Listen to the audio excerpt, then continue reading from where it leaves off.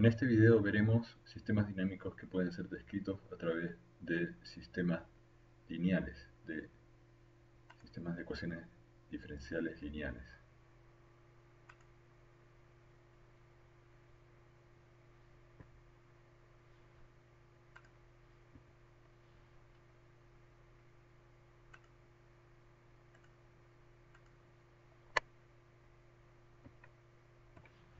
Tenemos ejemplos como sistemas mecánicos, resortes, amortiguadores, sistemas de masa, engranajes y transmisiones mecánicas. En sistemas eléctricos encontramos resistencia, capacitancia e inductancia. Podemos encontrar también ejemplos en hornos y problemas de transferencia de calor. En sistemas mecánicos, los elementos lineales más comunes son los resortes, en los cuales la fuerza es proporcional al alargamiento del resorte. Se aplicó una fuerza para estirar este resorte a un nuevo largo, cada vez más. Esta fuerza va a ser proporcional al alargamiento del resorte, a X. Y también tenemos resortes torsionales, en los cuales la fuerza, en este caso el torque, es proporcional a la cantidad de giro del resorte. En el caso de los amortiguadores, tenemos que la fuerza del amortiguador lineal, va a ser proporcional a la velocidad de alargamiento. Si nosotros decimos que esta distancia es X, la distancia entre los dos puntos es X, entonces la fuerza del amortiguador va a ser proporcional a la velocidad de alargamiento de X, o utilizando la notación X punto, va a ser proporcional a X punto. Pero X es la diferencia de posición entre la posición de un extremo del resorte y el otro extremo. Por lo tanto, esto es igual a K por X1 punto menos X2 punto, que es justamente la fórmula que tenemos acá. La misma relación aplica en el caso torsional, donde tenemos una constante que multiplica a la diferencia de velocidades angulares en cada punto del amortiguador torsional.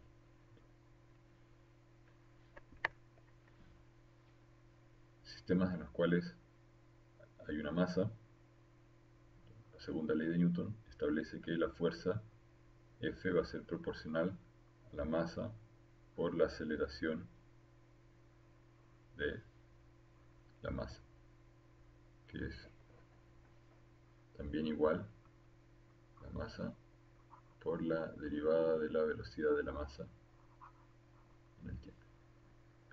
Y lo mismo en el caso rotacional, tenemos el torque inercial, que es el momento de inercia, J, por la aceleración inercial. En un sistema de engranajes se debe cumplir que la velocidad en el punto de tangencia entre ambos engranajes debe ser igual. De lo contrario, si un engranaje tiene una velocidad de tangencia mayor, estaría resbalando sobre el otro, o un rodillo estaría resbalando sobre el otro. Por lo tanto, si decimos que la velocidad en el punto de tangencia es v, esa velocidad debe cumplir que la velocidad angular θ1 punto por el radio del primer engranaje tiene que ser igual a la velocidad angular θ2 punto por el radio del segundo engranaje. Entonces, si nosotros integramos esta ecuación, los R son constantes, el radio no cambia, integramos con respecto al tiempo, vamos a obtener que θ1, que es la integral de θ1 punto, es igual a θ2 por R2. Y si nosotros derivamos esta expresión con respecto al tiempo, vamos a tener que θ1 doble punto por R1 es igual a θ2 doble punto por R2. Por lo tanto, podemos encontrar que la relación R2 a R1, si dividimos R2, acá, lo dividimos por R1, eso va a ser igual a θ1 dividido por θ2, que va a ser igual a su vez a θ1 puntos dividido por θ2 puntos, y también se va a cumplir que va a ser igual a θ1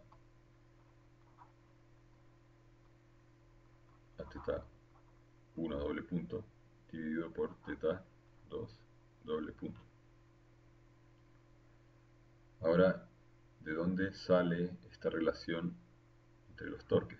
Fíjense que en el caso de la posición, la velocidad y la aceleración, tenemos la razón del radio del engranaje mayor, del engranaje de salida, con respecto al engranaje de entrada. Y aquí se invierte, tenemos la posición o velocidad del engranaje de entrada dividida por la del engranaje de salida. Sin embargo, en el caso de los torques, se mantiene la relación torque de salida es a torque de entrada como radio de salida es radio de entrada. Eso tiene que ver con el hecho de que la potencia aplicada a la entrada, tiene que ser en el engranaje ideal igual a la potencia de salida. La potencia es igual al torque de entrada por la velocidad angular de entrada, omega 1. La potencia de salida es igual al torque de salida por la velocidad angular de salida. Ahora, si nosotros decimos que P1 es igual a P2, esto implica que el torque 1 es el torque 2 como omega 2 es a omega 1. Pero ya vimos que la razón omega 1 a omega 2 es R2 partido por R1.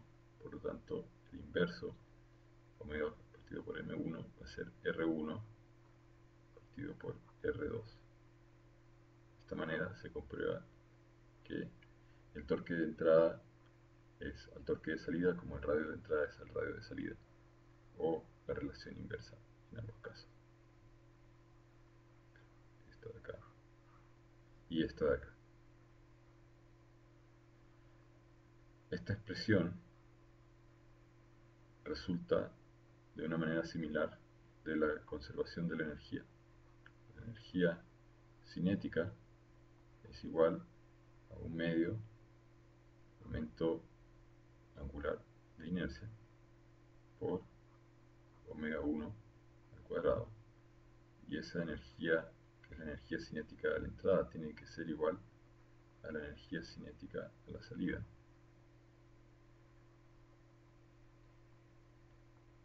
Y entonces el 2 se va con este 2 y nos queda que omega 2 dividido por omega 1 es igual a la raíz cuadrada de J1 partido por J2. Pero omega 2 partido por omega 1 ya lo teníamos acá. Entonces, omega 2 partido por omega 1 partido por omega 1 es R1 partido por R2. R1 partido por R2. O sea, esto de acá es igual a R1 partido por R2. Por lo tanto, vemos que se mantiene la posición de los índices en el caso de las inercias, al igual que en el caso de los torques con respecto a los radios. Podemos encontrar muchos ejemplos de sistemas lineales. Es el modelo simplificado de un vehículo, el modelo longitudinal del movimiento de un vehículo, en el cual, si aplicamos el equilibrio de fuerzas, vamos a tener que la masa por la derivada de la velocidad es igual a la fuerza que se aplica a través del acelerador, o del motor, menos el roce dinámico, que es proporcional a la velocidad, el roce viscoso. En términos, si decimos que la velocidad v es la derivada de la posición, entonces esta ecuación también se puede escribir como masa. Si nosotros derivamos la velocidad, entonces tenemos que calcular la segunda derivada de la posición. Tendríamos x2 puntos. Esto derivamos de este lado, derivamos al lado derecho, también hay que derivar al lado izquierdo.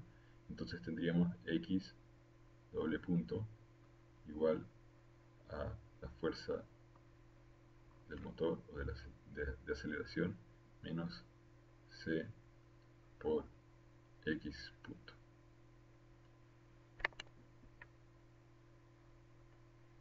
Aquí están las ecuaciones que encontramos recién. Entonces nuestra relación es la fuerza de empuje menos la fuerza de roce. La fuerza de empuje se puede asumir que es proporcional al porcentaje de apertura de la válvula que regula la entrada de combustible al motor. En realidad el modelo es un poco más complejo porque esa combustión también va a depender de la mezcla del combustible con el oxígeno en el cilindro, en los cilindros del motor. Este sistema de ecuaciones, para poder ser resuelto, necesita de dos condiciones iniciales: la posición inicial del vehículo y la velocidad que inicialmente tiene el vehículo, porque el sistema es un sistema de segundo orden. Esto equivale a una segunda derivada de la posición con respecto al tiempo. Por lo tanto, decimos que el orden del sistema es n igual a 2 y se necesitan entonces dos condiciones iniciales: la posición y la velocidad. Podemos desarrollar un modelo estático, un modelo que no dependa del tiempo. ¿Qué pasa si mantenemos el acelerador u en un valor fijo, en un valor constante, una constante, en el tiempo? O sea, para todo t el valor de u se mantiene constante.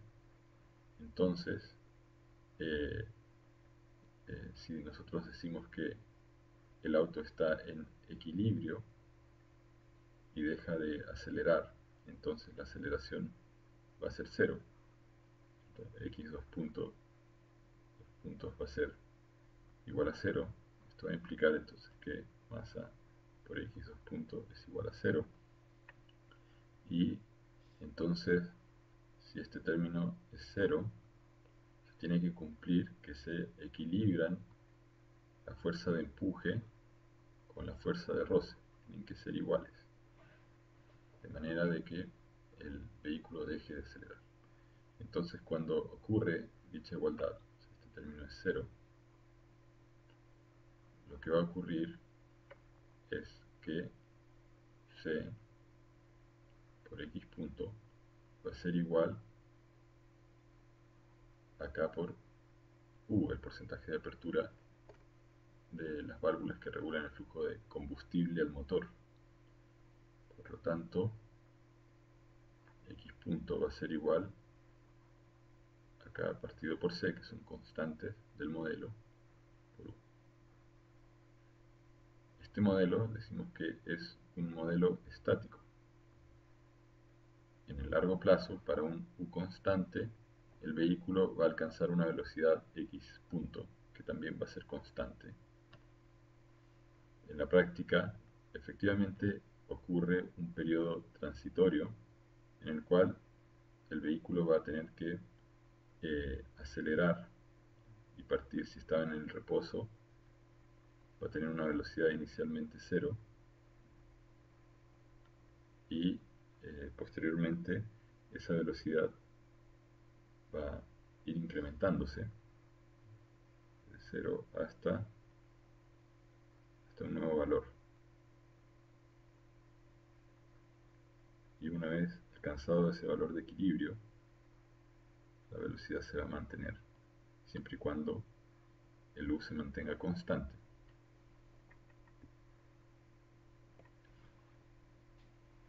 Otro sistema clásico es el sistema de resorte amortiguador, que uno podría encontrar en la suspensión de un vehículo o en otros sistemas de amortiguamiento. En este caso tenemos una masa m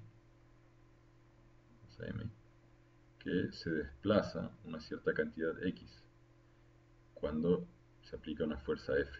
Entonces, esta fuerza F que está tirando la masa. También está la fuerza de gravedad. Esa fuerza es mg. Y ante ese desplazamiento, el resorte se estira y aplica una fuerza Fr en la dirección opuesta. Y lo mismo ocurre con el amortiguador, que trata de evitar ser alargado, estirado por el movimiento de la masa. Desde el punto de vista del balance de fuerzas, para encontrar nuestro modelo, nuestro balance de fuerzas,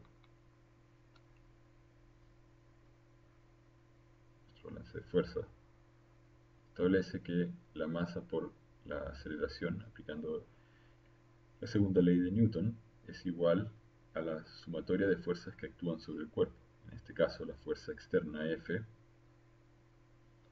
la fuerza del resorte, que actúa en dirección opuesta, por lo tanto tiene un signo negativo.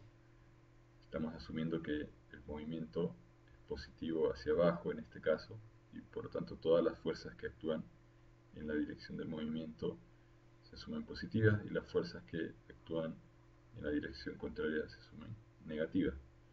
La fuerza entonces del amortiguador también es negativa, y la fuerza de gravedad en este caso, debido a que asumimos un sistema de coordenadas en el cual hacia abajo el movimiento se considera positivo, entonces Fg, en este caso la fuerza de gravedad, contribuye a que la masa se desplace en la dirección positiva del eje, y por lo tanto tiene signo positivo. La fuerza del resorte, dijimos, es proporcional al alargamiento. La fuerza del amortiguador es proporcional a la velocidad. Por lo tanto, este va a ser nuestro modelo dinámico.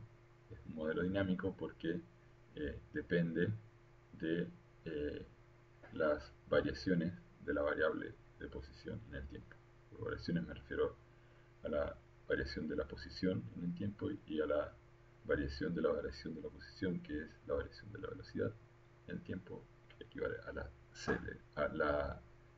a la aceleración del cuerpo. En este caso podemos ver que también la derivada de mayor orden es una derivada de orden 2, y por lo tanto se necesitan dos condiciones iniciales: la posición de la masa y la velocidad inicial, para poder resolver el sistema de ecuaciones. Aquí tenemos un sistema de dos masas. Eh, la modelación o la derivación de las ecuaciones es muy similar que en el caso anterior. identificamos entonces la posición de la primera masa, x1, en un cierto instante del tiempo, y la posición x2 de la segunda masa. Y entonces, en el instante en que se aplica una fuerza F, esta fuerza está empujando la masa M1, desplaza esta masa en una cierta cantidad x1, y el resorte K2 se va a comprimir debido al desplazamiento de la masa M1 y va a transmitir su fuerza a la masa M2, la cual se va a mover un instante después. La masa que se mueve más es x1 debido a que está en conexión directa con la fuerza externa, y la masa x2 en cambio está recibiendo a través del resorte esta fuerza. Por lo tanto hay un retardo, podría haber un retardo de propagación. Entonces podemos asumir para efectos de la modelación que x1 en un cierto instante de tiempo es mayor que x2. Esto puede cambiar más adelante, pero inicialmente si tomamos una foto al sistema en un cierto t, se puede cumplir esta relación. Por lo tanto, vamos a tener una diferencia en las posiciones eh, que va a determinar cuál es el angostamiento o el acortamiento del resorte y la velocidad de acortamiento del amortiguador. Ahora, cuando la masa M1 se mueve hacia la derecha, el resorte K1 está alargándose. Este punto se está moviendo hacia la derecha, por lo tanto el resorte se está estirando a una nueva posición.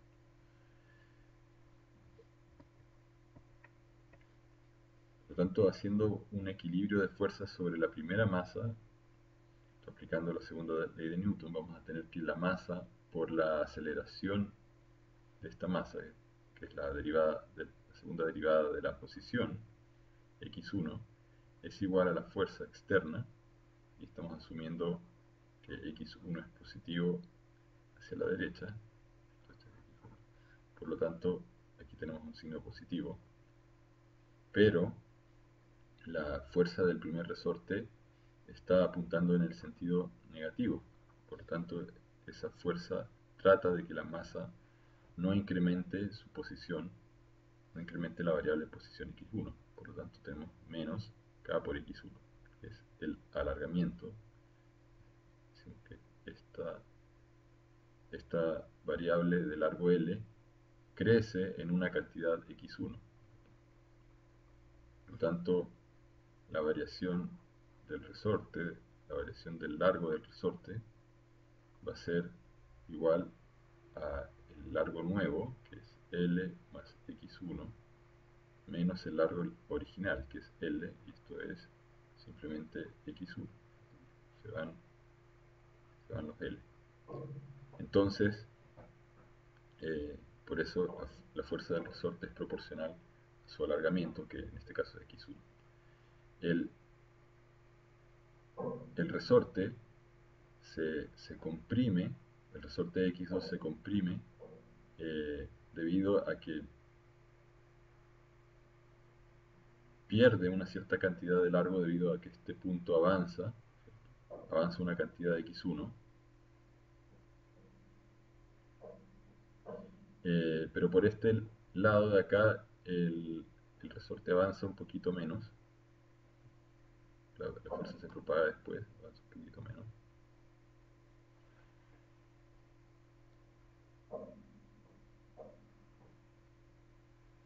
Y entonces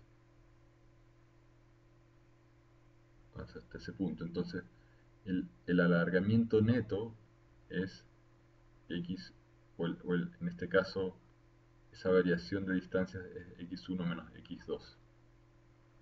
Ahora, esto es mayor que 0 porque asumimos que x1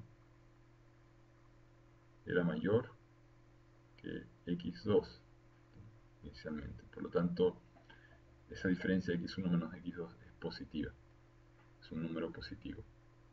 Pero el resorte se opone al movimiento, de la masa m1, está apuntando en dirección contraria, no quiere ser comprimido. Por lo tanto, tenemos que poner un signo menos multiplicando a esta diferencia, que es un número positivo, por el supuesto inicial que hicimos de que la masa x1 se desplazaba un poco más que la masa x2. De la misma manera, si nosotros tomamos la derivada de estos puntos, x1 y x2, la derivada de la expresión entera, también es un número positivo que nos está diciendo con qué velocidad se está eh, achicando, acortando el amortiguador. Por lo tanto, la fuerza que hace el amortiguador sobre la masa m1 se opone al movimiento de la masa m1, apunta en dirección contraria a la dirección de movimiento de la masa m1. Por lo tanto, tiene un signo negativo, porque este número es positivo y necesitamos, de acuerdo a la convención que hemos asumido, poner la fuerza en dirección contraria al movimiento. El amortiguador se pone. ¿Qué ocurre con la masa m2? La masa m2 está recibiendo una fuerza de un resorte que está tratando de expandirse, porque el resorte es comprimido por la masa m1 contra la m2, pero el resorte a su vez trata de reaccionar. Por lo tanto, esa fuerza de reacción, la fuerza de reacción del resorte sobre la masa m2, apunta en dirección al movimiento de la masa m2. No podría apuntar en el sentido opuesto, sino eso quiere decir que el resorte estaría tirando la masa m2, y eso contradice el supuesto inicial de que estamos empujando hacia la derecha este par de masas. Entonces, nuevamente tenemos que la fuerza del resorte sobre la masa m2 es igual a la fuerza inercial, que es la masa 2 por su aceleración. En este caso, tenemos un signo acá positivo porque apunta en la dirección del movimiento positivo. Y lo mismo ocurre con el amortiguador, que transmite su fuerza. El amortiguador no quiere ser comprimido, pero transmite su fuerza de manera proporcional a la velocidad de compresión. En este caso tenemos dos ecuaciones, tenemos una ecuación para la masa m1 y una ecuación para la masa m2, cada una de ellas de segundo orden. Por lo tanto, tenemos cuatro condiciones iniciales. Necesitamos la posición de la masa 1, la posición de la masa 2, la velocidad de la masa 1 y la velocidad de la masa 2. En este caso, entonces, tenemos un sistema lineal de orden 4. De hecho, podríamos reemplazar las expresiones que dependen de x2 en términos de la segunda expresión, de manera de dejar el sistema expresado solamente en términos de la variable x1. Y al hacer eso, nos quedaría un sistema de orden 4, o sea, con una derivada de cuarto orden. Podemos considerar un ejemplo similar, pero en este caso es un sistema rotacional. Estamos haciendo girar este eje que está acoplado a través de un resorte torsional a la masa que tiene momento de inercia rotacional J1, y esta masa J1 a su vez está acoplada a través de un amortiguador torsional a la masa J2. En este caso también podemos hacer un supuesto en el cual podemos decir que el punto de entrada está girando una cantidad θ1 que es mayor debido al efecto de propagación a través del resorte torsional que el ángulo θ2. Por lo tanto, un supuesto inicial es que θ1 es mayor que θ2. Y de manera similar, el elemento viscoso dentro del amortiguador va transmitiendo el movimiento del eje, que es el eje, transmitiendo el movimiento de este eje a través del elemento viscoso a la parte exterior del amortiguador rotacional. Por lo tanto, podemos decir que θ2 es mayor que θ3. Se mueve primero θ2 a medida que el líquido que hay adentro empieza a desplazarse, se propaga el movimiento hacia el exterior y un poco después se mueve a θ3. Por lo tanto, en un instante dado del tiempo, θ2 se ha movido más que θ3. Bajo esos supuestos, entonces, tenemos que el momento de inercia del punto 1, aquí podemos pensar que hubiese una masa, perdón, aquí no hay una masa, aquí estamos aplicando la fuerza, la masa está en este punto, aquí está la masa rotacional.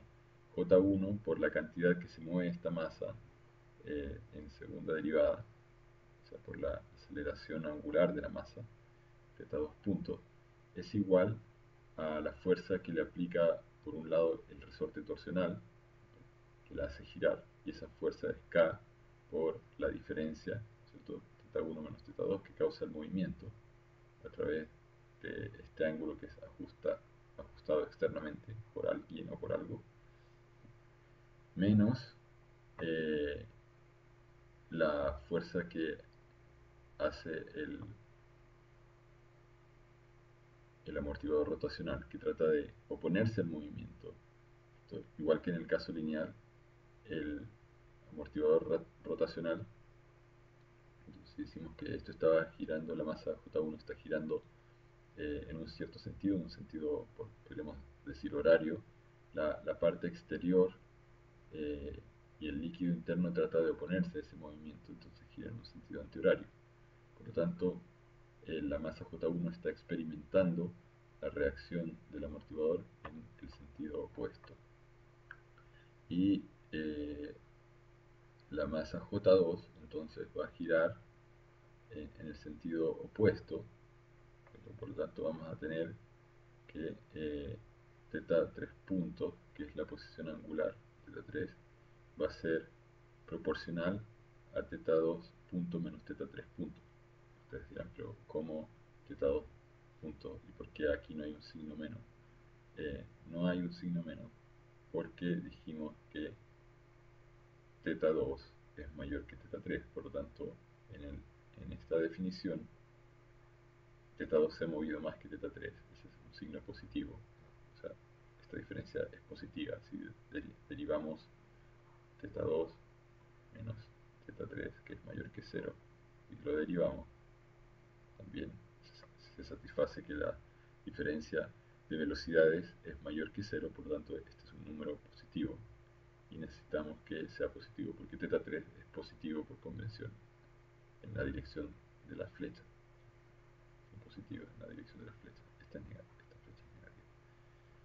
Nuevamente en este sistema tenemos dos masas y tenemos dos ecuaciones diferenciales, una para la posición angular de la masa J2, esa posición angular está definida por la variable θ3, y otra ecuación para la masa J1, cuya posición angular está definida por el ángulo θ2. Por lo tanto, necesitamos la posición de la masa 1, la posición de la masa 2, la velocidad angular de la masa 1 y la velocidad angular de la masa 2. Ejemplos en el contexto eléctrico son las resistencias, que están descritas por una relación estática.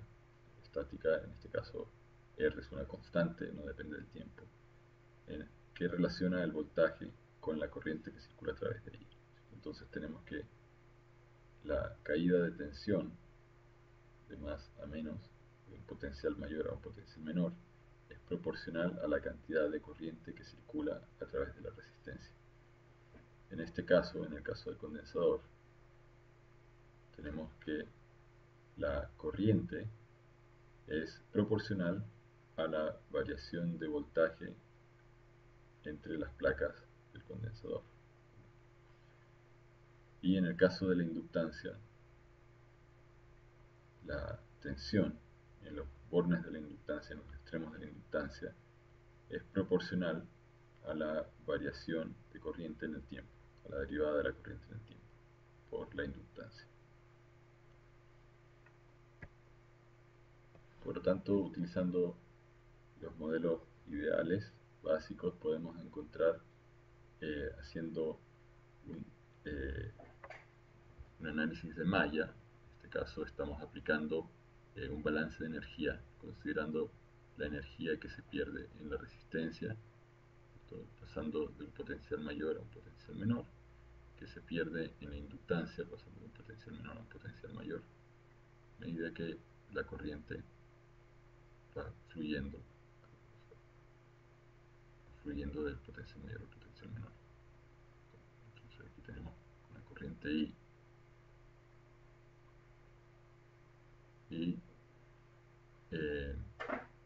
entonces tenemos una ecuación en la cual el voltaje de la fuente va a ser igual a la caída de tensión en la resistencia más el voltaje en la inductancia más el voltaje en el condensador. Ya vimos entonces que el voltaje en la resistencia está dado por R por I, el voltaje en la inductancia está dado por L por dI a dt, el voltaje en el condensador, entonces dijimos que la corriente en el condensador es C multiplicado por la variación de voltaje en el condensador con respecto al tiempo. Si integramos esta ecuación con respecto al tiempo, vamos a tener que la integral de la corriente respecto al tiempo, T, dividido por C, es igual al voltaje en el condensador, en el tiempo T mayúsculo. Por lo tanto, esa fórmula nos permite escribir este término de acá. Ahora uno podría decir, bueno, esta ecuación tiene una integral y tiene una derivada. ¿Qué hacemos en este caso? Bueno, podemos derivar toda la expresión con respecto al tiempo. Digamos, toda esta expresión con respecto al tiempo, la derivada del lado izquierdo es dv a dt. Y aquí vamos a tener R por dI a dt más L por la segunda derivada de la corriente con respecto al tiempo. Y al derivar la integral desaparece. Entonces nos queda 1 partido por C por la corriente. Por lo tanto nos quedó una ecuación diferencial expresada en términos de la corriente y ante una señal aplicada a la entrada. Esta es una ecuación diferencial de segundo orden, por lo tanto necesitamos dos variables para poder resolver el problema o para poder resolver la ecuación diferencial. En este caso necesitamos la corriente y la velocidad de variación de la corriente. De manera similar podemos aplicar esto a sistemas electromecánicos. En este caso tenemos el modelo de un motor de corriente continua. Tenemos la resistencia del bobinado. Entonces, en el caso de un motor de corriente continua, uno tiene una bobina en el rotor, que es la que genera el campo magnético. Una bobina, y externamente tenemos un electroimán. Podríamos tener una excitación hecha a través de bobinas también. Entonces, aquí están los imanes del estator, y si aplicamos un voltaje entre los bornes de la armadura o rotor, vamos a tener un voltaje que va a generar una corriente I fluyendo a través de esta bobina. Pero esta bobina tiene una resistencia. El alambre, el cual está hecho, tiene una resistencia R, que es la resistencia R sub A. La A es de armadura. y tenemos que esta bobina tiene una inductancia. Cuando fluye la corriente se genera un campo magnético. Vamos a poner un campo magnético B y suponiendo que este campo magnético B estuviese polarizado en el sentido norte, o sea, sur-norte, entonces este está rechazando, repele, repele el polo idéntico, ¿no es cierto? Y lo empuja hacia el otro lado que es atraído por el sur. Así funciona. Entonces el rotor va girando, la bobina vista de lado empieza a girar, ¿no es cierto? Y a atraerse de manera de que el campo norte esté alineado con el campo sur. Bien. Desde el punto de vista entonces eh, eléctrico, vamos a tener una ecuación que establece que el voltaje aplicado a la bobina, ¿no es cierto? Aquí está una bobina, 1, 2, 3 vueltas.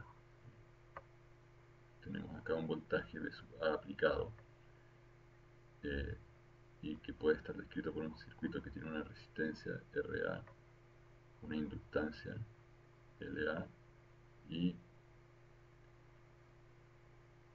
un voltaje generado internamente, sub G, o voltaje autoinducido. Entonces aquí está el voltaje externo V sub A.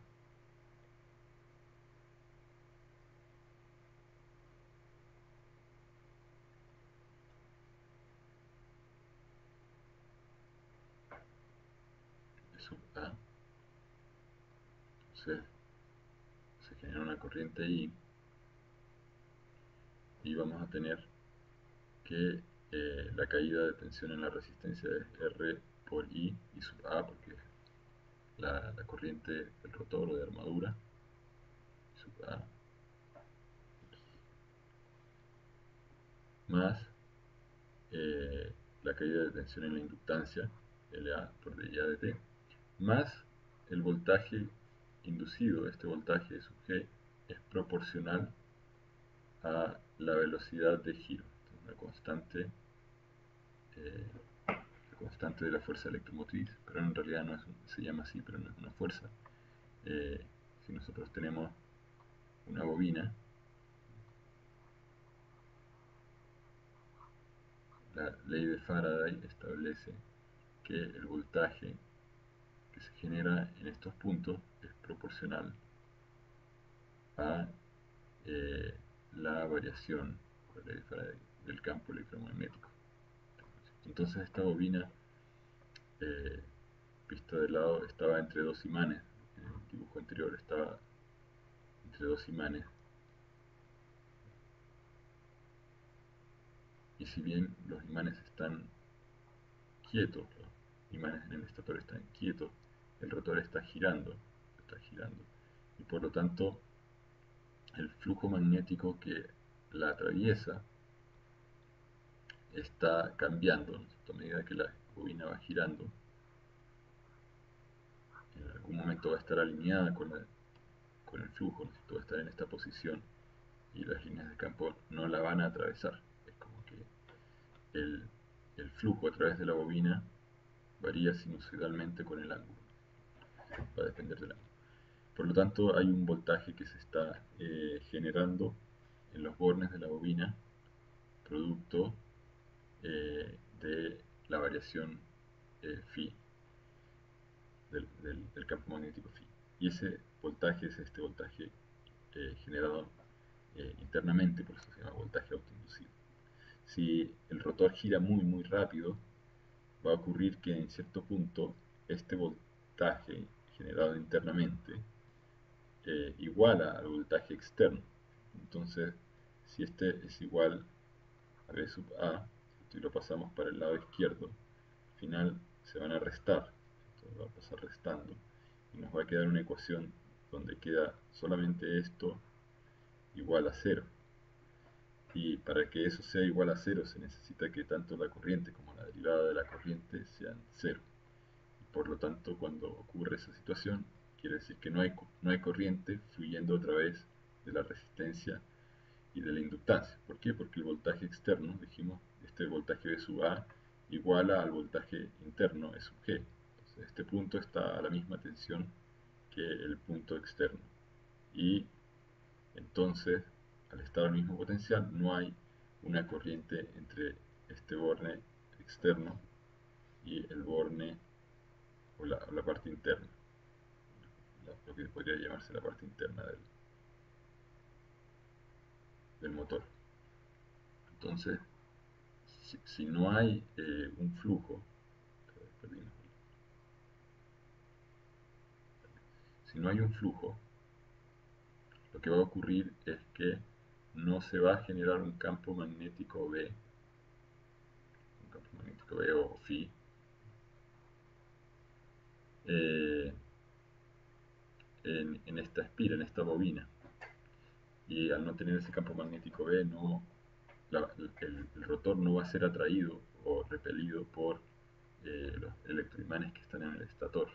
No va a haber una fuerza entre ellos. Por lo tanto, al no haber una fuerza externa o torque, una interacción entre el campo interno y el externo, de manera que genera esa fuerza de interacción, el motor va a dejar de acelerar. Entonces el motor no puede girar a velocidad infinita. ¿Qué pasa con la ecuación mecánica? La bobina que está en el rotor tiene una masa, el rotor mismo, el eje, tiene una masa y todo eso se puede representar por un momento de inercia J, que tendríamos un parámetro concentrado. En el video anterior hablábamos de modelos de parámetros distribuidos y parámetros concentrados. Esto es básicamente un modelo de parámetros concentrados donde tanto la inercia del eje, del motor, del eje, como de la estructura mecánica, aquí hay una estructura alrededor de este eje que soporta el bobinado.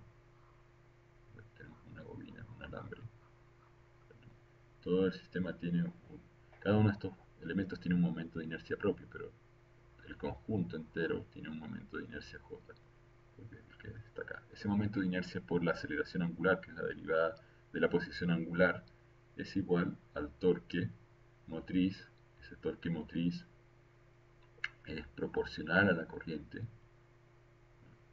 No vamos a entrar en el detalle de esto que se estudia en electromagnetismo y en el curso de máquinas eléctricas, pero vamos a decir que en el caso ideal es proporcional el torque motriz es proporcional a la corriente I sub A menos una fuerza TF, que es la fuerza de roce, debido a que este eje, el eje está apoyado sobre rodamientos de algún tipo, y esos rodamientos tienen un lubricante, y ese lubricante obtiene una cierta viscosidad que genera un torque que se opone al torque de giro.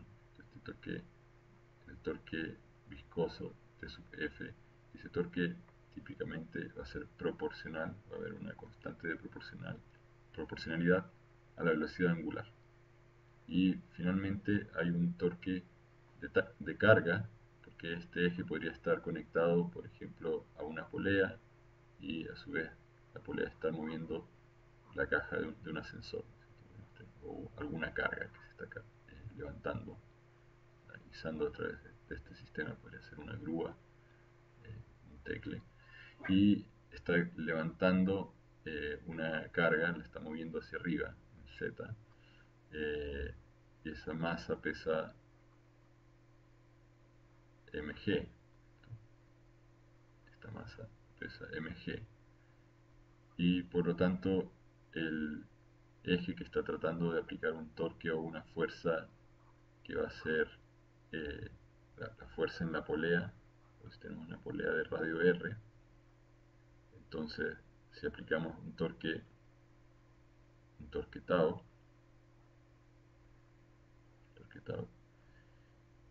eso equivale a una fuerza F, que va a ser igual a tau partido por el radio. Entonces, nuestra eh, fuerza T sub m es K por IA, la fuerza de roce es B por omega, pero tenemos un torque de carga eh, T sub L, que es F de carga multiplicado por R. Ahora, esa fuerza de carga, Fl, es idéntica a mg. La fuerza que está tirando hacia abajo es mg. Si estoy tira en la dirección contraria, está, el, el motor está tratando de levantar esto y la mg está apuntando hacia abajo, por lo tanto tiene un signo menos, menos Fl es mg por R. Entonces, este es el par de ecuaciones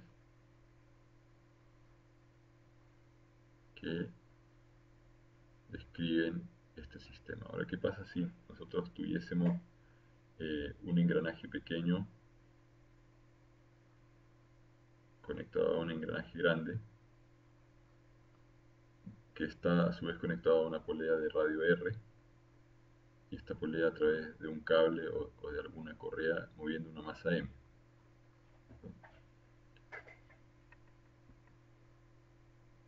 Podemos encontrar el momento de inercia de esta masa eh,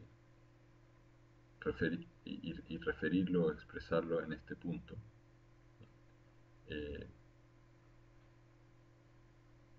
entonces, en el lado del motor, aquí está el motor, esto representa el eje del motor. El eje del motor, habíamos dicho, tiene su bobina, tiene un momento de inercia Jm.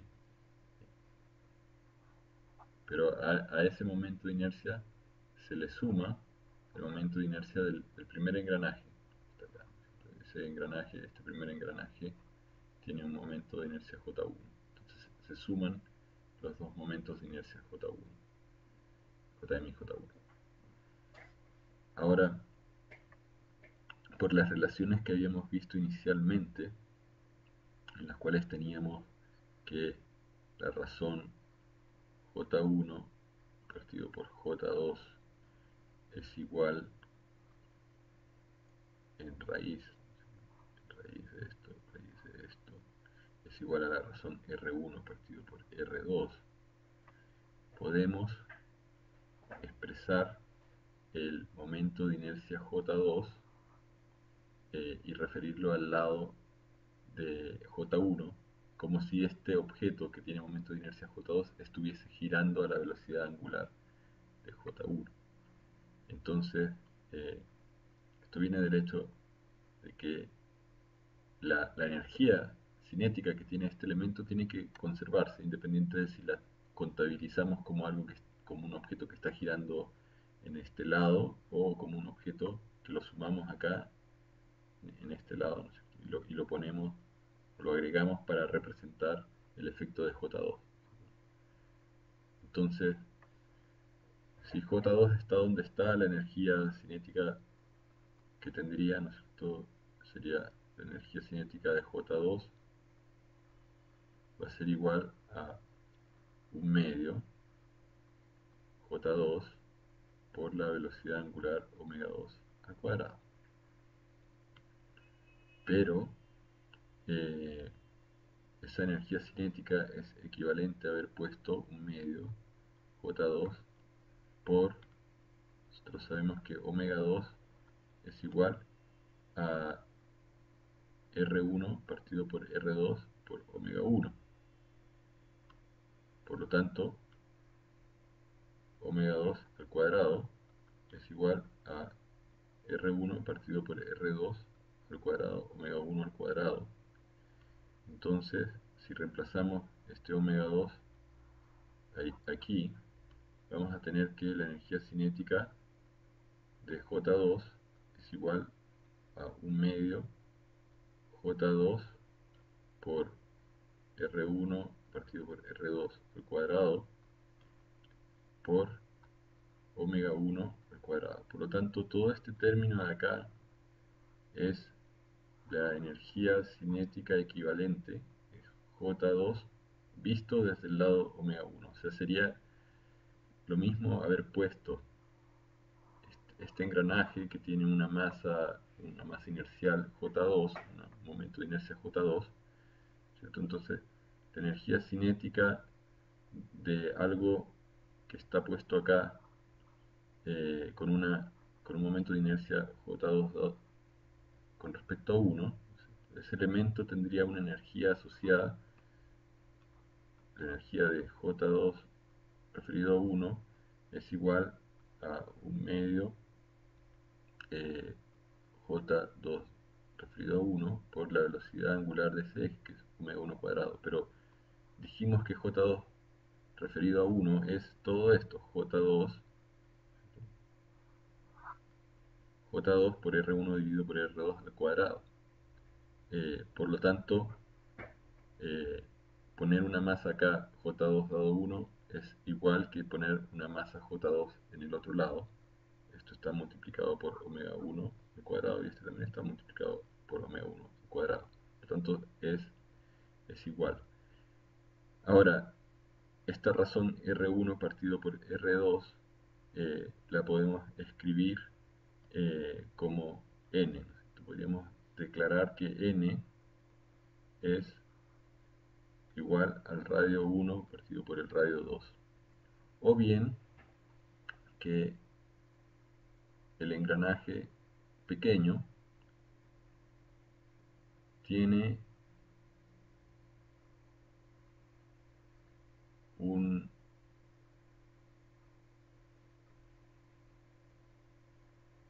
una circunferencia C1, el giro completo es la circunferencia C1, que es 2pi por radio 1.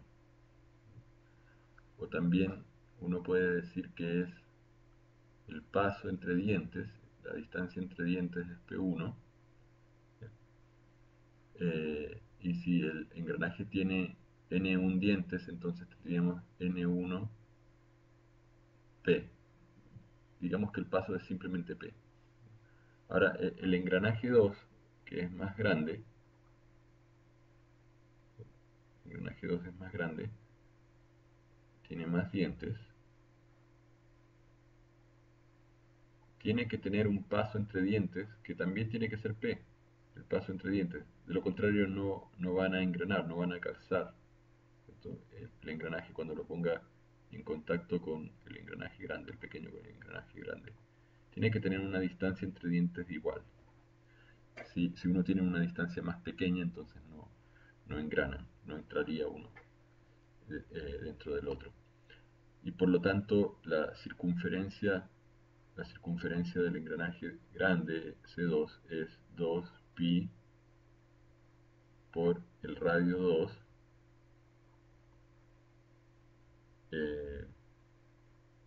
y esto es igual al número de dientes que tiene por el paso.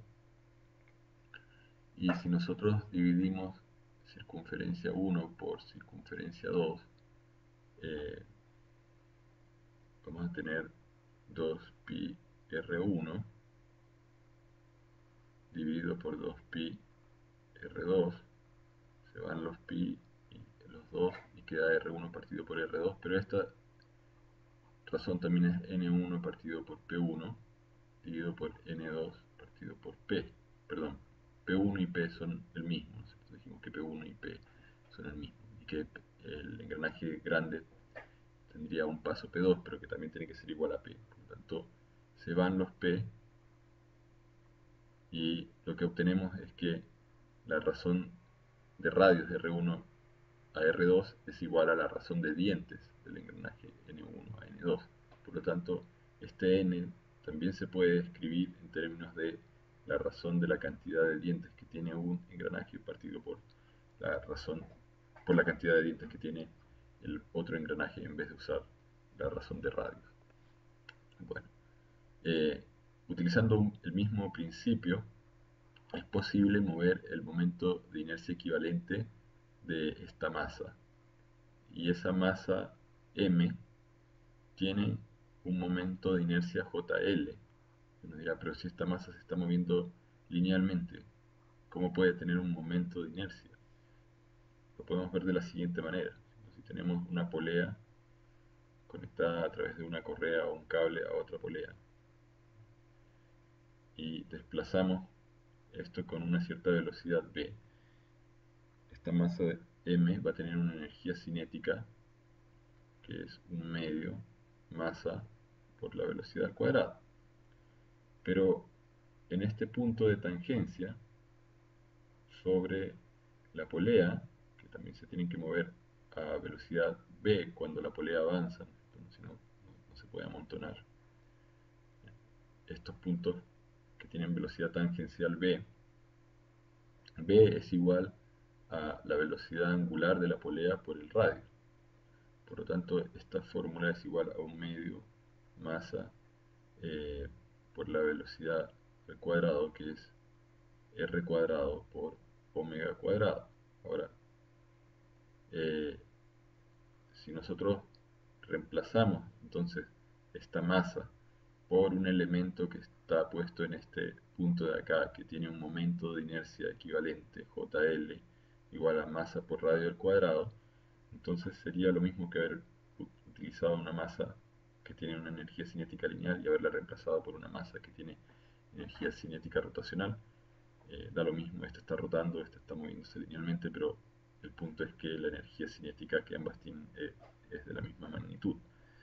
Eh, entonces podemos reemplazar la masa lineal, deshacernos de la variable lineal y reemplazarla por la velocidad angular, de manera de dejar toda la expresión de la ecuación en términos de velocidades angulares, siempre y cuando reemplacemos, como decía, la masa por una masa equivalente, JL. Ahora, esa masa también hay que transferirla al lado del motor, y esa transferencia requiere utilizar la razón de dientes o de engranaje, la razón de engranaje que es n cuadrado en este caso, igual como lo hicimos en este caso de acá. Por lo tanto, el momento de inercia equivalente de todas las cosas que están conectadas al motor, todo esto, es lo mismo que una masa J, que es la suma de la inercia del motor, del engranaje de entrada, más la conversión del engranaje de salida hacia el lado de la entrada. Esto sería entonces J1, J2, perdón, referido a la entrada, y esto sería el J de la carga, ¿no es cierto?, referido al lado del motor, al lado 1. Entonces, eh, también aquí hablamos de un modelo que podría decirse de parámetros concentrados, en el sentido de que reemplazamos los parámetros individuales por un gran parámetro J.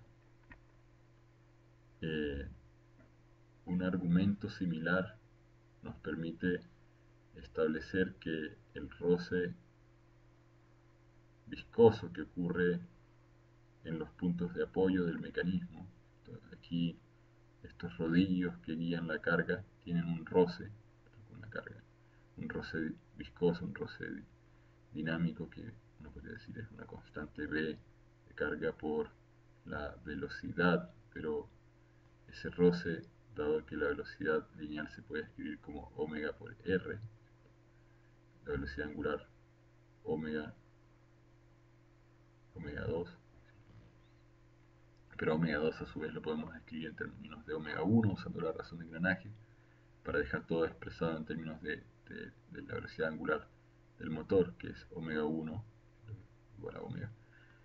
Nos permite entonces encontrar una constante de roce equivalente, que va a ser BL por R. Entonces vamos a tener, eso es BL por R por omega. Y entonces encontramos un B equivalente que, no, que representa el efecto del roce sobre la carga. Lo mismo para el roce que puede haber acá en el punto de apoyo. Si aquí hay un rodamiento, tenemos aquí un rodamiento, entonces el roce que hay en ese punto, el roce viscoso, se puede transferir a un roce equivalente que ocurre en este lado. Y para esa conversión necesitamos también multiplicar por n cuadrado. el roce que está en el lado del engranaje de entrada no hay que convertirlo porque gira a la velocidad angular de la entrada y el roce del motor es B.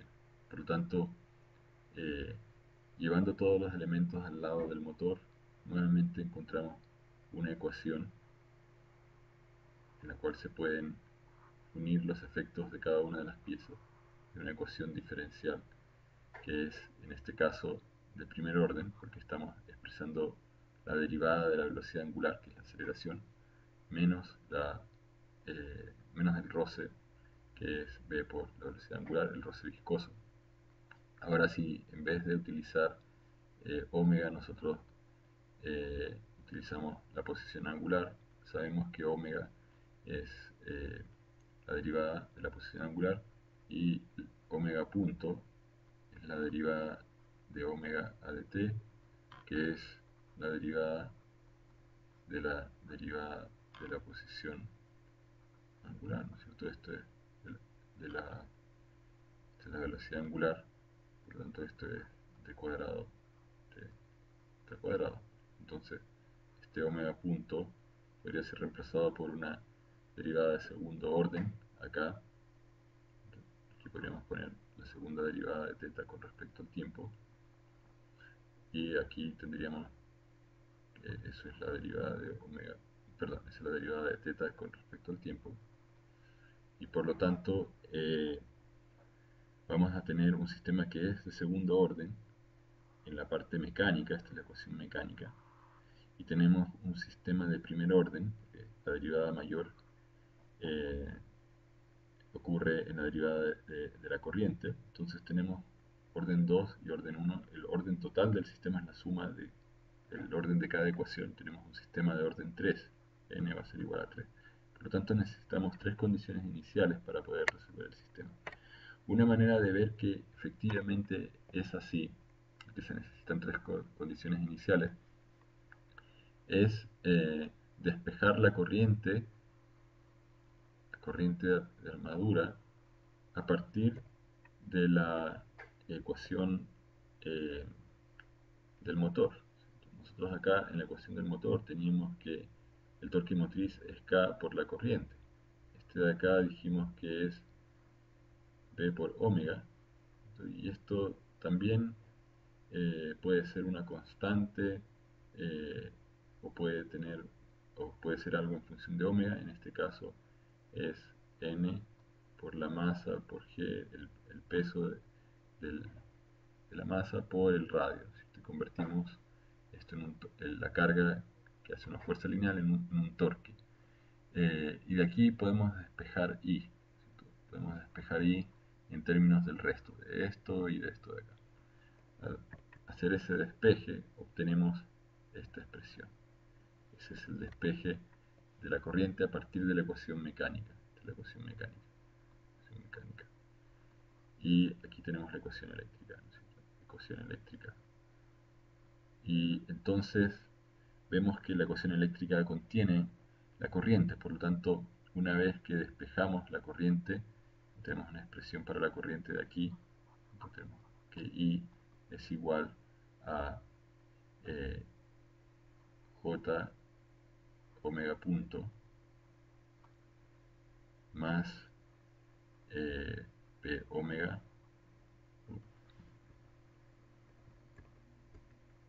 más B omega más T sub L. Esto tenía K por I, pero el K pasa dividiendo. Otra vez apreté un botón que no debía apretar.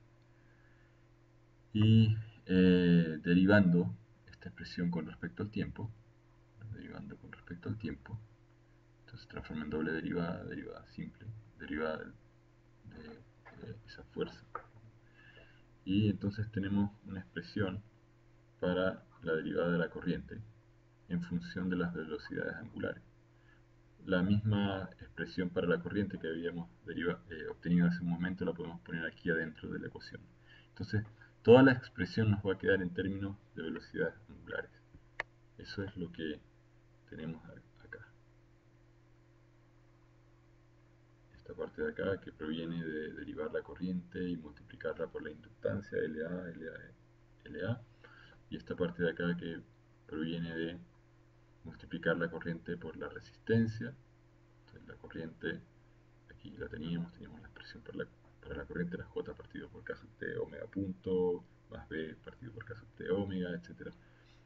Y finalmente eh, el último término que tiene que ver con el voltaje autoinducido, que era K sub G, la inductancia rotacional por la velocidad angular. Entonces nosotros podemos tomar de esta expresión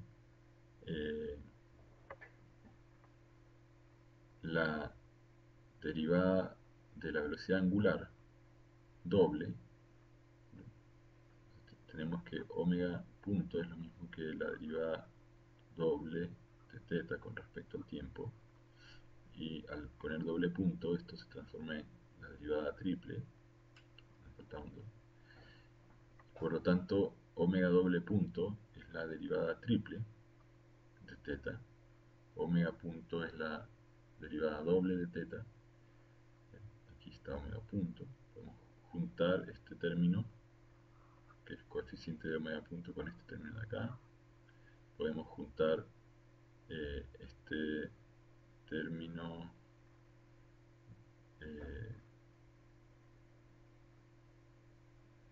aquí,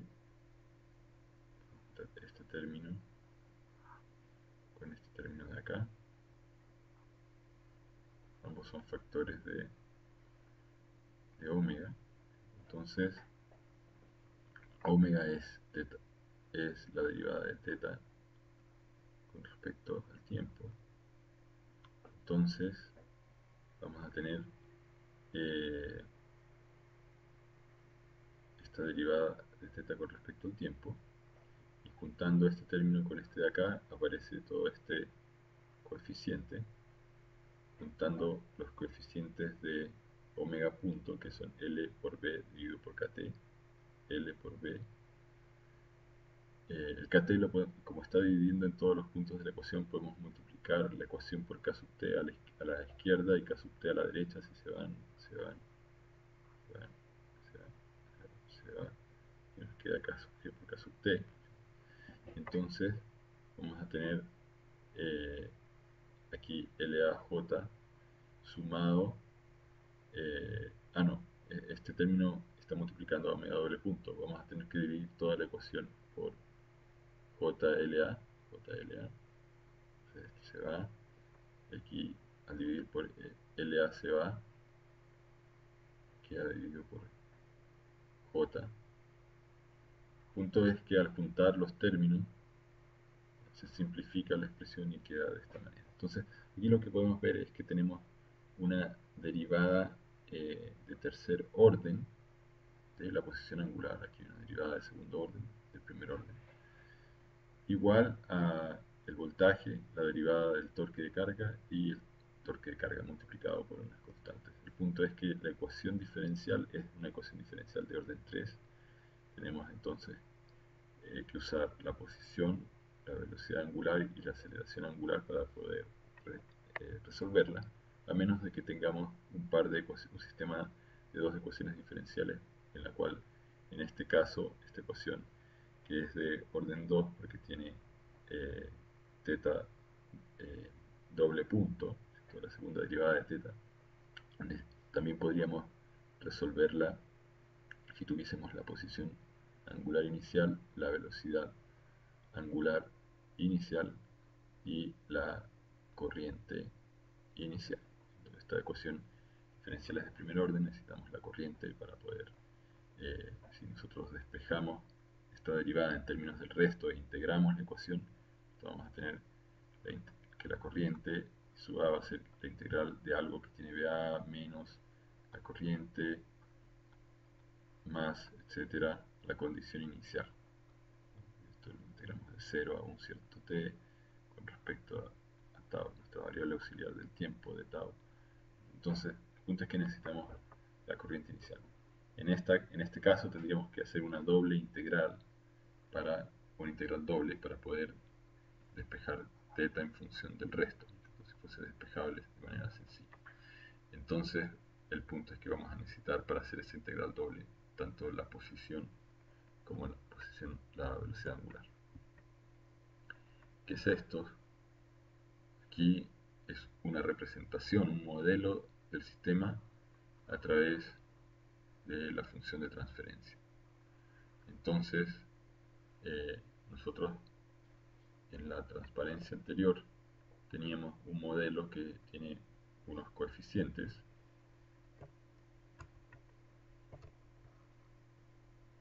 Luego paso acá el zoom.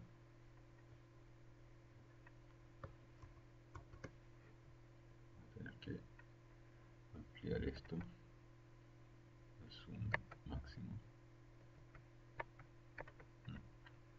No se quiere ampliar, vamos a ver. Podemos maximizar la pantalla completa como estaba originalmente.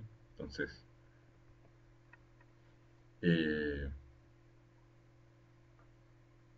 como decía, aquí tenemos un coeficiente que es una constante. Aquí también tenemos una constante y aquí tenemos otros términos adicionales. Por un momento, supongamos entonces que nuestra ecuación es teta triple punto más una constante A por teta doble punto más una constante B por teta punto. Bien. Si ven acá, esta sería nuestra constante B, esta es A, y después tenemos acá que esto es igual a C por el voltaje más otra constante, vamos a D por el torque de carga punto más E por el torque de carga, la L es de load.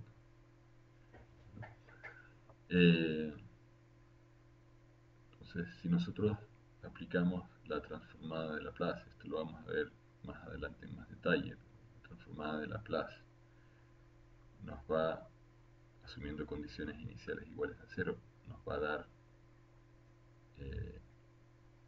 S cubo por la transformada de teta S más A por S cuadrado por teta de S más BS por teta de S igual a C por B de S más D S por T sub L de S más E por T sub L de S. Esto podemos factorizarlo por teta, ¿cierto? Y nos va a quedar S cubo más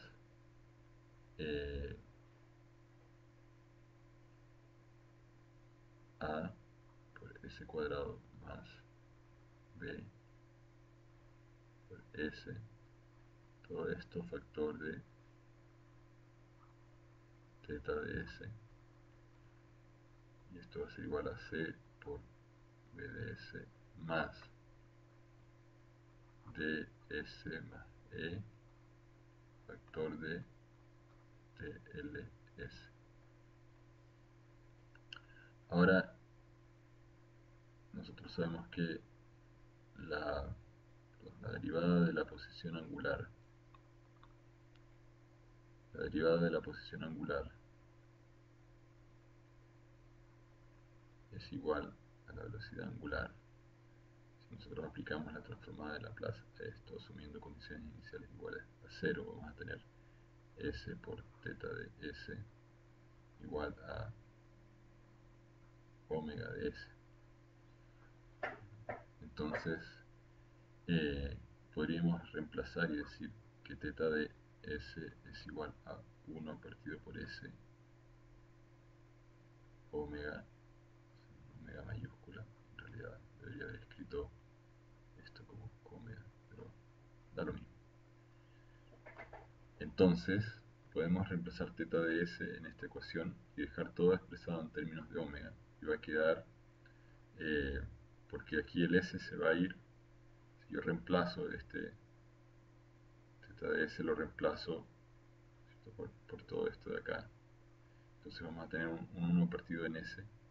O sea, esto es omega s partido por s. Ese s se va a ir con este. Se cancela el cuadrado y este cubo pasa a ser un cuadrado. Por lo tanto, esta expresión o la ecuación del sistema es equivalente a haber escrito s cuadrado más a por s más b factor de omega s igual a c por ds más ds más e por t sub l.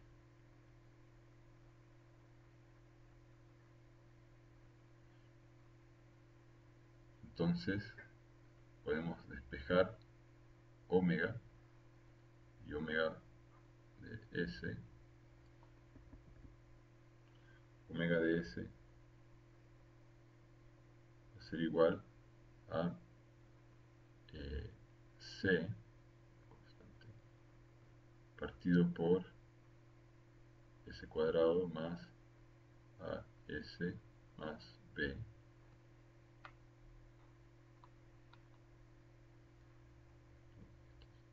s por b de s más ds más e partido por s cuadrado más as más b por t sub l.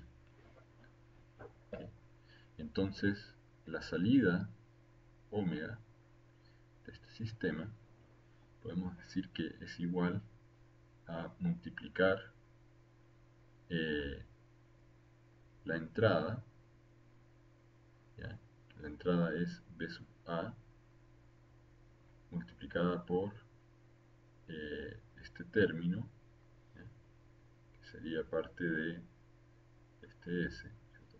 Que tenemos el voltaje que multiplica esta función de transferencia y se suma a esta otra función de acá, ¿cierto? Que contiene el torque de carga, eh, y es una manera de expresar la relación de la salida con respecto a las entradas. En este momento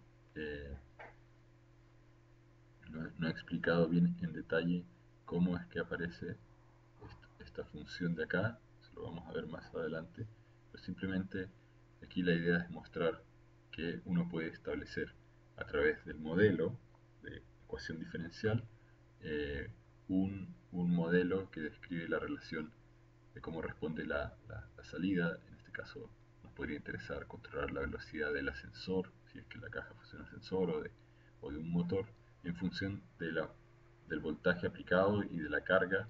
Entonces, si el ascensor está muy lleno, va a frenar o va a hacer que sea más lento. Eh, porque aquí no tenemos un signo negativo, porque simplemente reemplacé eh, todos estos términos, ¿cierto? Por una letra D, por una letra E, puse un signo más, pero en realidad esta letra D y esta letra E tienen un signo negativo, por lo tanto en realidad sí está restando. El otro punto importante es que la transformada de Laplace de la derivada de una función con respecto al tiempo es S por la transformada de Laplace de la función menos el valor de la función evaluada en t igual a 0. Pero aquí, en lo que acabamos de hacer, hemos asumido que la condición inicial de la función es 0. Por tanto, el aplicar la transformada de Laplace a una ecuación diferencial, en realidad requiere que conozcamos las condiciones iniciales para poder escribir estos términos que no son cero. Aquí simplemente asumí que son cero. Más adelante explicaremos por qué se hace ese supuesto. En realidad lo que queremos encontrar aquí es una relación de la salida con respecto a la señal de entrada, no de la salida con respecto a las condiciones iniciales. Eso lo veremos, como les digo, más adelante cuando veamos modelos representados en el dominio de Laplace, más que en el dominio del tiempo. La pregunta ¿es este sistema el mismo que el anterior? La respuesta es sí. Si uno hace un análisis de cuáles son las señales que hay acá, uno puede ver que se trata exactamente del mismo sistema. ¿Por qué? Porque las ecuaciones eran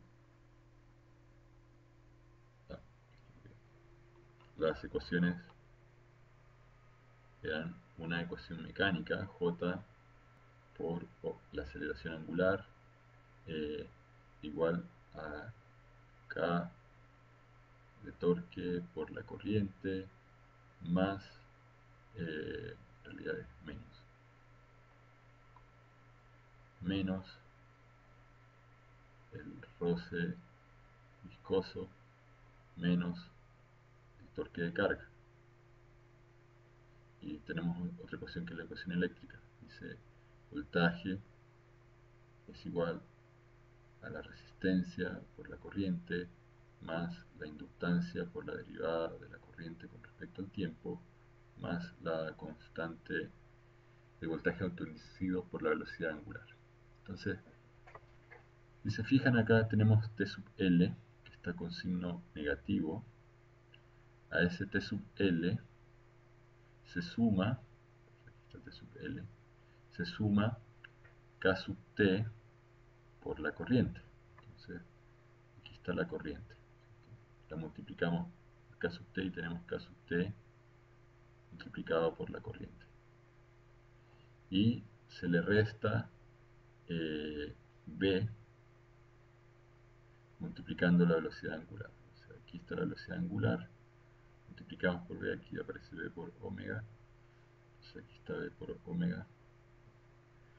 Estas tres cosas sumadas, el torque motriz menos el torque viscoso menos el torque de carga, si dividimos por J, 1 partido por J, toda esta expresión, sacar el J del lado izquierdo. Entonces, aquí lo que tendríamos es omega punto. Si hemos tomado esta suma de tres cosas, la hemos dividido por J, tenemos omega punto. Integramos, el 1 partido por S es el integrador, y de acá sale omega, o era justo lo que teníamos. Ahora, ese omega multiplicado por K sub G, K sub G multiplicado omega, es este término, que tenemos que sumarlo a, aquí de esta ecuación, la ecuación entera, la podemos reescribir para despejar la derivada de mayor orden de esta ecuación. Podemos despejar la derivada de mayor orden de I a dt como 1 partido por L factor de B menos R por I menos K sub G por omega. Entonces, si nosotros tenemos otro integrador en el cual aquí ya está considerada la división por L, por la resistencia de armadura, el L sub A, está acá. Entonces en realidad esto es como un bloque en el cual tenemos 1 partido por L, tenemos el integrador, pero los hemos juntado uno detrás del otro. Está aquí adentro.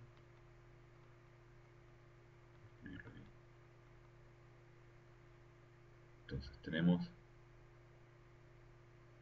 bloque que tiene 1 partido por L, está entrando acá. Y entonces la suma de estas tres cosas tenemos que multiplicarla por 1 partido por L, y el resultado que está acá en este punto va a ser la derivada de la corriente, va a ser,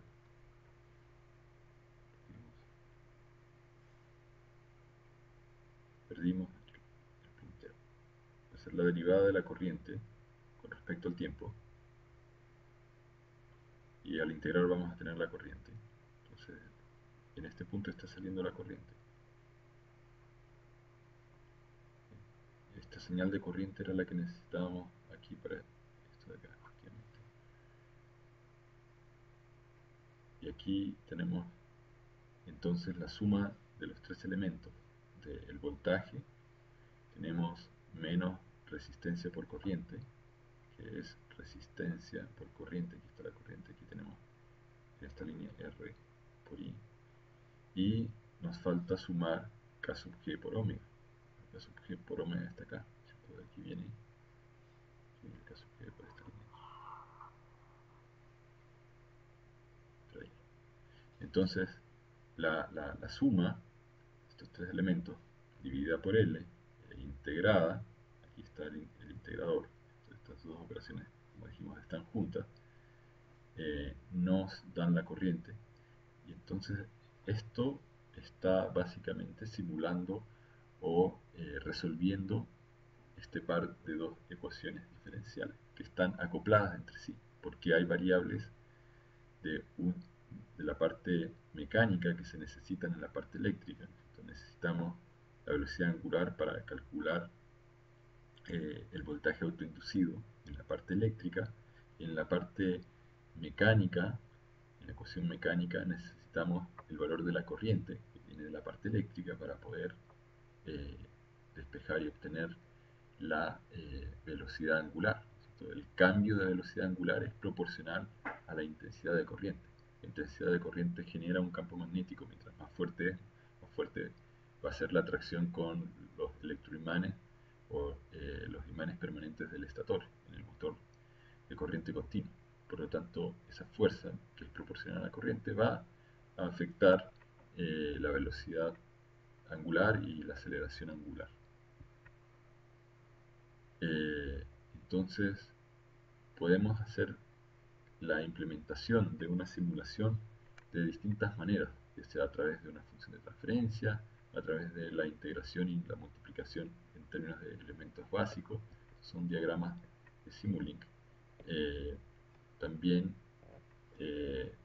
tenemos eh, aquí un diagrama en el cual hemos marcado, hemos marcado con distinto color la parte mecánica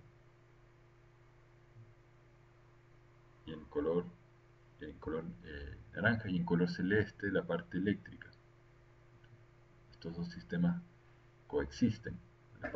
Una parte del motor tiene una parte eléctrica, una componente eléctrica, pero el movimiento está descrito por una ecuación de mecánica, de dinámica. Esto es algo bastante desordenado. Podríamos ordenar los dos bloques. Entonces, si yo muevo los bloques, arrastro este bloque y lo coloco, tomo la señal de acá, lo pongo más abajo, hay una manera ordenada de hacer las cosas. Podemos ver entonces que haciendo las cosas de manera ordenada tenemos la derivada de la corriente, que es integrada. Al pasar por este bloque estamos integrando la derivada de la corriente. Aquí voy a poner I punto, un punto grandote, ¿cierto? Para obtener la corriente. Esa corriente multiplicada por la resistencia, eh, tengo que restarla, ¿cierto?, al voltaje, ¿cierto? Aquí está el voltaje que pasa de aquí a acá, pero al voltaje también tuve que restarle antes K sub G por omega. Entonces K sub G por omega, acá en este punto tengo omega, ¿cierto? Aquí tengo la corriente, entonces tengo R A por la corriente, tengo K sub G por omega, se restan cada uno de ellos al voltaje. Primero hago esta resta, la de B sub A menos K sub G. Aquí en este punto tengo B menos K sub G por omega. Y después en este punto de acá tengo B menos K sub G por omega que entró acá sumándose, menos lo que se está restando por acá, menos el eh, R por I, o I sub A, para ser más preciso. Y eso multiplicado aquí por 1 partido por L nos da la derivada de la corriente y la integro. En el lado mecánico tengo que tomar la corriente, multiplicarla por la constante de torque. Eso me va a dar el torque motriz, el T sub M. Voy a, además, al T sub M, al torque motriz, restarle el roce viscoso, que es B por la velocidad angular. Entonces, sería omega, B por omega, y le resto el torque de carga, que en este caso está escrito como T sub L. Todo eso multiplicado por 1 partido por la inercia, la constante de inercia rotacional, me da la derivada de la velocidad angular, que al ser integrada se transforma en la velocidad angular. Esta implementación es mucho más ordenada, mucho más limpia y permite además visualizar ciertos efectos. Si la resistencia del motor aumenta, se está restando más voltaje al voltaje aplicado, por lo tanto va a disminuirse la corriente y al disminuirse la corriente se va a disminuir el torque. Por lo tanto, lo ideal sería tener un motor con una bobina superconductora que tuviese una resistencia prácticamente cero, de manera de que todo ese voltaje pudiese ser transformado en corriente sin perder por este lado. Lo mismo ocurre con el efecto de la inductancia rotacional, el K sub G. Básicamente, el efecto de tener un voltaje interno, que es un generador interno dentro del motor, a medida que la bobina gira cada vez más rápido, hace que el potencial, como mencionábamos, externo se equipare con el potencial interno y por lo tanto va a desaparecer el flujo de corriente. Esto va a tender a cero y si eso tiende a cero, el torque motriz tiende a cero y si el torque motriz tiende a cero, entonces la aceleración angular, la derivada de la velocidad angular tiende a cero y si esa aceleración angular tiende a cero, entonces la velocidad al integrar cero no deja de aumentar. Va a dejar de aumentar y el motor se va a estabilizar en una cierta velocidad, la velocidad no va a seguir creciendo.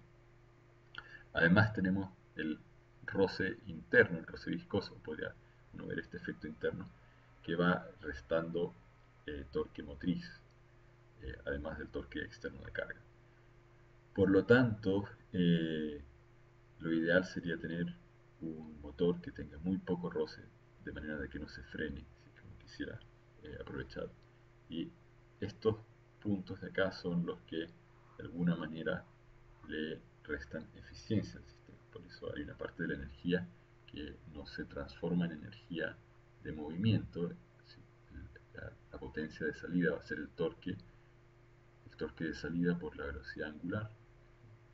Y eso no va a ser igual al voltaje, a la potencia de entrada, que es voltaje aplicado por corriente.